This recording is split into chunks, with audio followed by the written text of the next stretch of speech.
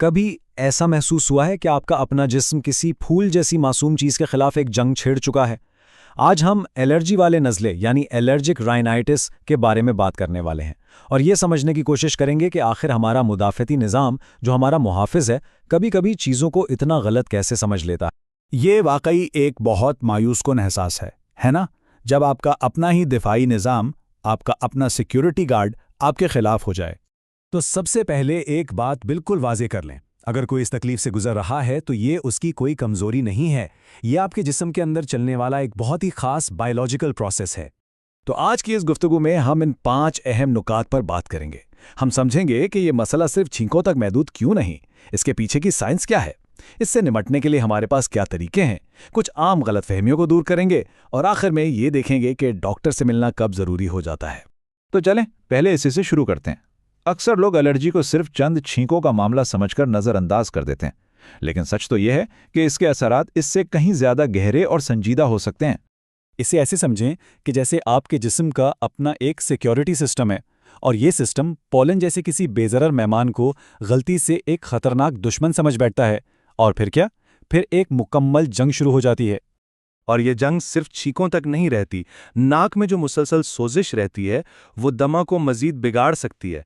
बंद sinus infections के लिए बेहतरीन जगह बन जाते हैं और जब रात को ठीक से सांस नहीं ले पाते तो नींद खराब होती है, जिसकी वजह से अगले दिन की कारकर्दगी पर बहुत बुरा असर पड़ता है। तो ये मामूली बातें नहीं हैं, ये सेहत के संगीन नताइज हैं। तो आखिर जिस्म के अंदर ये सारा हंगामा होता क्यों है? इसे समझने के लिए हमें उसकी बायोलॉजी को देखना होगा। ये शायद सुनने में थोड़ा पेचीदा लगे, लेकिन हकीकत में ये एक सीधा साधा चेन रिएक्शन है। तो होता क्या है? सब कुछ शुरू होता है पोलन के एक छोटे से जर्रे से, जिसे मुदाफ़ती निज़ाम गलती से दुश्मन समझ लेता है। फौरन एक खतरे का सिग्नल भेजा जाता है जिसे IgE कहते हैं। ये सिग्नल सीधा जाकर जुड़ता है मास्ट सेल से, जो छोटे छोटे कीमियाई बम की तरह हैं, और फिर बूम, ये बम फटते हैं और केमिकल्स का एक सैलाब आ जाता है जिसका मेन कैरेक्टर है हिस्टामीन। तो ये हिस्टामीन करता क्या है? इसका मिशन होता है खून की नालियों को लीक करो ताकि सूजन हो, बलगम की पैदावार बढ़ाओ ताकि हमला आवर को बाहर निकाला जा सके, और आसाब में जलन पैदा करो ताकि छींकों के जरिए पोलन को बाहर फेंका जा सके। यानी आप जो भी तकलीफदेह अलामत महसूस करते हैं, इसके पीछे इसी एक केमिकल का हाथ है। लेकिन अच्छी खबर यह है कि इस हयातियाती गलतफहमी के सामने बेबस होने की ज़रूरत नहीं है।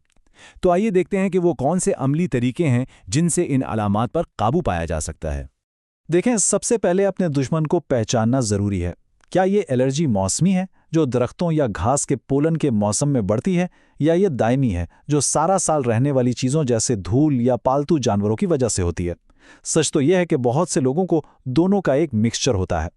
तो इससे लड़ना कैसे है?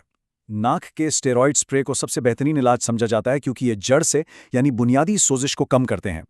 एंटीहिस्टामाइंस बराह रास्त हिस्टामीन को ब्लॉक करती हैं, जिससे खारिश और छींकें रुक जाती हैं। और कभी-कभी सबसे आसान हल बेहतरीन होता है, जैसे नमकीन पानी से नाक को धोना। ये एक पावर वॉश की तरह अलर्जेंस को अपना काम शुरू करने से पहले ही बाहर निकाल देता है। और ये सब सिर्फ दवाओं के बारे में नहीं है, अपने माहौल को कंट्रोल करना भी बहुत ज़रूरी है। बाहर से आने के बाद नहाने जैसी सादा आदत, हर हफ्ते गर्म पानी में बिस्तर की चादरें धोना और ज़्यादा पोलन वाले दिनों में खिड़कियां बंद रखना, इन छोटी छोटी चीज़ों से अलर्जेंस के साथ आपके राब्ते में बहुत बड़ी कमी आ सकती है। अच्छा, अब जबकि हमने इसके इलाज को थोड़ा बहुत समझ लिया है, आइए एलर्जी के बारे में कुछ आम गलतफहमियों को भी दूर करते हैं ताकि हकायक बिल्कुल साफ हो सकें। ये एक सवाल है जो बहुत से लोगों के जहन में होता है, ख़ास तौर पे अगर उन्हें बचपन से एलर्जी हो। क्या ये कोई ऐसी चीज़ है जिसके ख़त्म होने का बस इंतज़ार किया जा सकता है? सादा जवाब ये है कि इसका इम्कान बहुत ही कम है।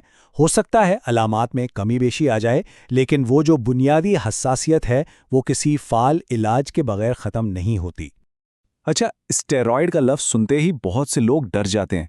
इससे हिफाजत और साइड इफ़ेक्ट्स के बारे में खदशात पैदा होते हैं, ख़ास तौर पर एक ऐसी दवा के लिए जो रोज़ाना इस्तेमाल करनी हो। ये बात बिल्कुल गलत है। नाक के स्प्रे में स्टेरॉइड्स की खुराक बहुत ही कम होती है। वो सिर्फ नाक पर मकामी तौर पर काम करते हैं, और ये इन सिस्टेमिक स्टेरॉइड्स की तरह बिल्कुल नहीं होते जिनके संगीन साइड इफ़ेक्ट्स हो सकते हैं। उन्हें वसी पैमाने पर महफूज और दर हकीकत सबसे मौसर इलाज माना जाता है। और आखिर में हम शायद सबसे बड़ी गलतफहमी पर आते हैं, ये कि ये पूरी हालत एक मामूली सी परेशानी है और कुछ नहीं। बिल्कुल नहीं। जैसा कि हमने देखा है, ये नींद, काम और मजमूई सेहत सब पर असरअंदाज होती है। और यही इस पूरी गुफ्तगू का मरकजी नुक्ता है। एलर्जिक राइनाइटिस एक हकीकी बीमारी है जो मेयार ज़िंदगी को मुतासिर करती है और इसे पूरी संजीदगी से लिया जाना चाहिए। तो फिर वो कौन सा वक्त है जब खुद से इसका इंतजाम करना छोड़कर डॉक्टर से मिलना चाहिए? ये एक सादा सी चेकलिस्ट है। अगर अलामात सारा साल रहती हैं, अगर आम दवाएं काम नहीं कर रही, या अगर ये दमा या नींद में खलल डाल रही हैं, तो ये एक वाज़ेह इशारा है कि अब डॉक्टर से मदद लेने का वक्त है। तो इस सब से हासिल होने वाला सबसे अहम नुक्ता बहुत सादा है। एलर्जिक राइनाइटिस कोई किरदार की खामी या कोई मामूली सी परेशानी नहीं है। ये एक तिब्बी हालत है जहां आपका मुदाफ़ती निज़ाम बस एक छोटी सी गलती कर रहा है। आखिरकार आपका जिस्म तो सिर्फ अपना काम करने की कोशिश कर रहा है। वो आपकी हिफाजत करना चाहता है, भले ही इसका तरीका थोड़ा गलत हो। तो असल सवाल यह है कि अब जब आप इस इल्म से लेस हैं, तो आप इसे अपना काम सही तरीके से करने में किस तरह मदद फराहम करेंगे।